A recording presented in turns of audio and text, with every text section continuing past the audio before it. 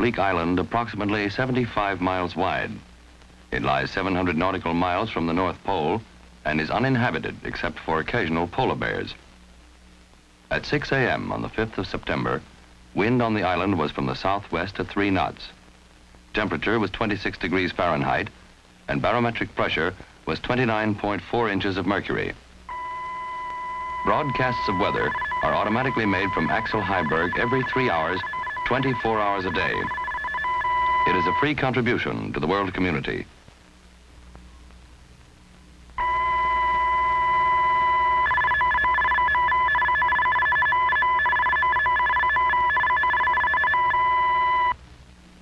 For across the wastes of the Arctic, the weather begins that eventually sweeps down into the backyard of half the world.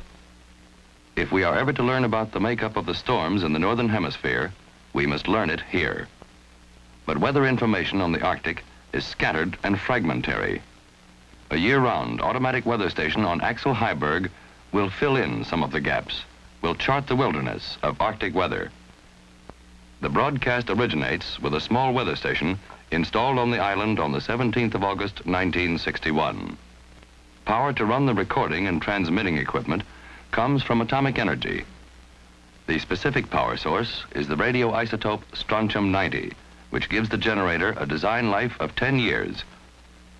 But strontium-90 seems at first glance a very unlikely isotope for any such peaceful use in society. It has a half-life of approximately 28 years and emits intense ionizing radiation. Even though the radiation decreases with time, shielding must be provided for decades. Strontium-90 is mainly produced as a byproduct of reactor operations. Many radioisotopes are produced in this way that we cannot fully use at present, but which must be safely controlled. By 1961, large quantities of strontium-90 and other radioisotopes were being handled as waste from reactor operations. 4 major facilities of the Atomic Energy Commission have acquired extensive knowledge of waste disposal and storage. The Hanford Atomics Products Operation in Washington State, the Idaho Chemical Processing Plant, the Savannah River Plant in South Carolina, and the Oak Ridge National Laboratory in Tennessee. Generally, 3 major methods of reactor waste handling are used at these facilities: radiochemical processing, underground storage, and soil retention. Therefore, storage differs at various sites. Methods of removing the heat generated during decay of the radioisotopes also differ. For example, radiochemical processing is conducted in the Fission Product Development Laboratory at Oak Ridge. Valuable isotopes for use in medicine are recovered in this way.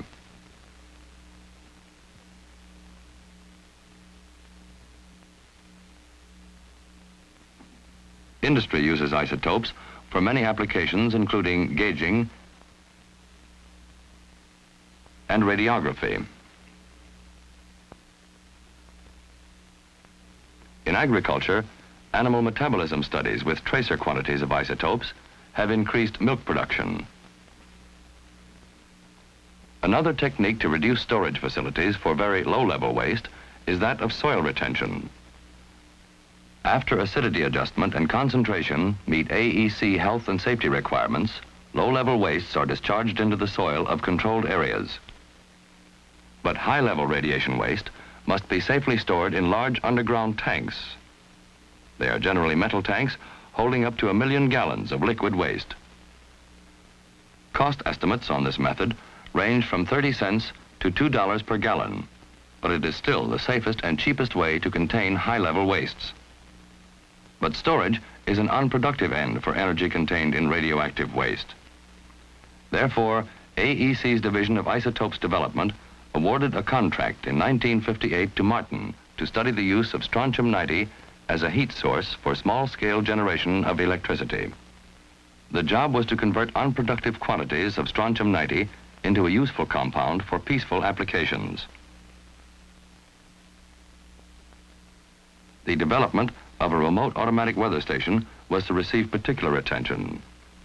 Strontium titanate was chosen from many compounds studied because of its extreme insolubility in fresh and seawater. In freshwater tests, strontium titanate was undetectable, while only 0.3% of strontium titanate dissolved in natural salt water after 2,400 hours testing at 150 degrees Fahrenheit. Compound studies also demonstrated that strontium titanate has high strontium density, that it is stable at temperatures far above operating conditions, and it is resistant to thermal stress. Strontium-90 for the weather station was shipped from Hanford Atomic Products operation to Oak Ridge in specially designed casks. The isotope was processed in the Fission Product Development Laboratory. The first major step is a wet chemistry process. Strontium is finally precipitated as the carbonate in the presence of titanium dioxide. The precipitate must be filtered and dried. Wet chemistry is followed by calcination. The compound is withdrawn from the filter and placed in a furnace to decompose the carbonate. This will give us a powder to compact into pellets. Sintering converts the discs of strontium titanate into a ceramic form.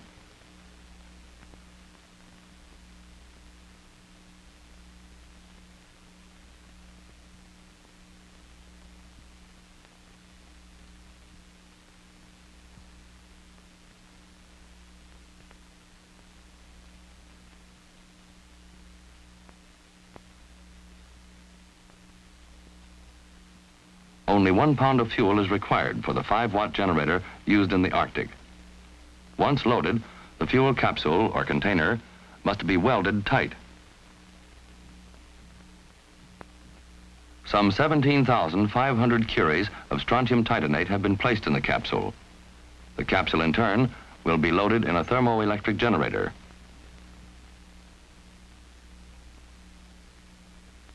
A thermoelectric generator is a device for the direct conversion of heat into electricity. It makes use of a principle discovered by Seebeck. He showed that a continuous electric current would be produced when a thermocouple consisting of 2 dissimilar metals connected in a closed circuit has its junctions maintained at different temperatures. Thermocouples had previously been used for temperature measurement, but it was the development of thermocouples fabricated from semiconductor materials such as lead telluride that made practical the production of electrical power by this principle. The weather station generator uses 60 such thermocouples made from lead telluride. The heat produced by the decay of strontium-90 maintains the hot junction temperature. Cylindrical in shape, the generator is 20 inches high and 18 inches in diameter. The generator weighs 55 pounds and is shielded by 4.4 inches of lead weighing 1,600 pounds. The fuel is contained in a single capsule made of Hastelloy C. It has a design life of 500 years. The capsule is housed in a cylindrical sleeve, also made of Hastelloy C, which serves as the heat junction. The thermocouples and a heat sink complete the generator design. The generator powers all of the automatic equipment of the weather station. The weather station, apart from the generator, consists of the data processing equipment, the measuring systems, timers, chronometer, and the 2 single sideband transmitters. A 24-volt battery is constantly being recharged by the generator. The station transmits 4 basic weather conditions: temperature, barometric pressure, wind direction, and average wind speed every 3 hours. On receipt of a start signal from a master timer, the data processing equipment reads and stores data from all instruments. It generates the station call letters, VA, converts the data to a binary code, and sequences it to the transmitters. Broadcasts can be picked up at a receiving station several hundred miles distant. Decoded, the weather information can be relayed to major meteorological centers on the American continent. Acceptance tests on the generator and station equipment were run from May through 10 July '61. In the laboratory, An electrical heater powered the generator during initial tests for 35 days. The loaded generator was then received from Oak Ridge National Laboratory, and the complete weather station was erected at the contractor's facility for a full-scale checkout. The generator went underground on the 1st of June and powered the station for 40 days. It broadcast successfully during this time to a receiving station in Washington. The first strontium-90 weather station was ready for active duty in the Arctic. Ahead of it lay a journey of almost 4,000 miles, made possible by joint Canadian-United States teamwork. The station was first trucked from Baltimore to Montreal, and on the 24th of July, it was loaded on board the Canadian icebreaker, the John A. MacDonald. As the MacDonald made its way north, the Royal Canadian Air Force flew an international weather team into the last outpost of northern Canada, Resolute. From here north, things get a little primitive. At Resolute, the first job was started. Antennas were erected for future transmissions. As they went up, the MacDonald swung into the harbor with the weather station and the equipment to complete the receiving station.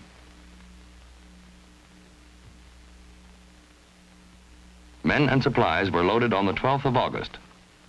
By noon the next day, the small task force was underway.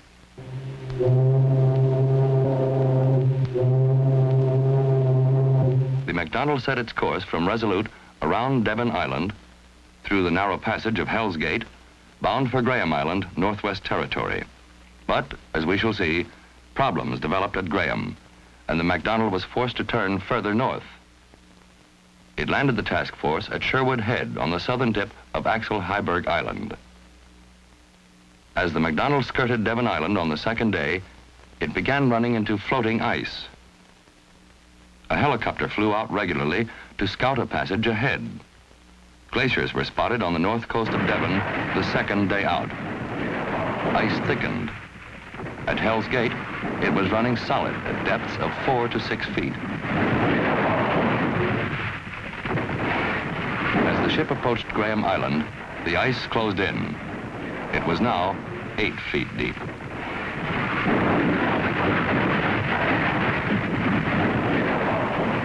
After fruitless searching, the helicopter returned to the ship. There would be no passage to Graham Island on this trip. A decision was made to proceed to an alternate site at Axel Heiberg, which had been selected earlier for just such an emergency. This time, the weather and luck held. A clear passage was found into the harbor, and as the MacDonald made its way into the final stages of the journey, the 2 helicopters landed the advance party to begin survey of the site. It was 6 p.m., 15 August. Luck seemed to smile on the party. They found the permafrost level at 4.5 feet. Large-scale blasting was unnecessary. Captain Cuthbert, skipper of the MacDonald, now ordered his entire crew to pitch into the job. No one had asked for their help, no one had expected it. But it meant that 30 Canadian sailors and 11 regular members of the task force, 41 strong backs in all, began unloading with a vengeance. A bulldozer served as the all-purpose vehicle on the ground, hauling supplies from shore to site. The first of the 3 antenna masts was up within 24 hours. The mechanics of the job continued to go smoothly, and the telemetry package was first checked out using 4 6-volt lead-acid batteries. Within 30 hours, ship-to-shore communications confirmed contact with Resolute. We were ready for isotope power. The strontium generator was connected, the chronometer was synchronized, and the barometer set. The assembled station was lowered into its housing in the ground, and soil bulldozed around it. Only the top and snorkel tube protecting the antenna wiring remained above ground.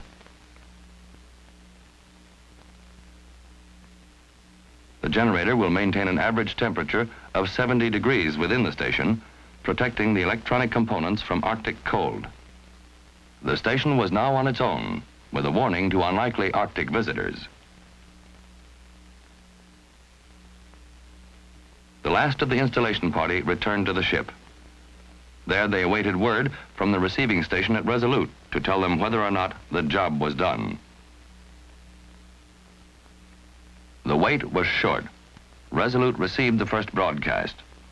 Decoded, it read, wind at 2 knots from the northeast, temperature 38 degrees Fahrenheit, barometric pressure 29.92 inches.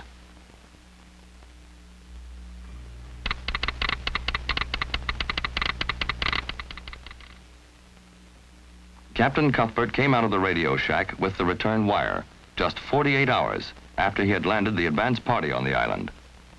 And the first nuclear weather station in the Arctic, or anywhere else for that matter, was in business. There was plenty of credit to go around before everyone decided to get some sleep.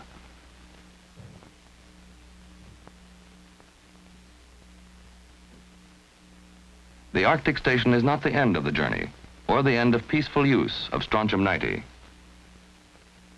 Vast stretches of the sea, some 3/4 of the Earth's surface, offer an ideal environment for remote automatic devices powered by radioisotopes. SNAP 7A generators for light buoys and SNAP 7B units for fixed navigational beacons powered by strontium titanate are well advanced into hardware. These units only scratch the surface, but they indicate the wide breadth of potential applications. Buoys with radioisotopic power sources will increase their service life many times. Older maintenance practices will be radically simplified. For example, as many as 72 wet cell batteries are used in some buoys. Just the recharging and handling of these buoys demand costly maintenance facilities. They are brought in from the sea and recharged every 6 months. If we substitute isotopic-powered systems for batteries, we will eliminate this type of maintenance problem. And of course, additional remote weather stations are a logical development. This is a SNAP 7C generator. It will power a companion weather station at the other end of the Earth from Axel Heiberg, going into operation at Little America Station number 5 near the South Pole late in 1961. Indeed, we need only a short look into the future to see that isotope power generators will use increasingly significant amounts of strontium-90. The AEC is turning its attention to other fission products, such as cesium-137 and cerium-144. As increasing quantities are put to use, we will enter a new era, an era where radioisotope waste will be transformed to wealth. Strontium-90 becomes a servant of the nuclear age.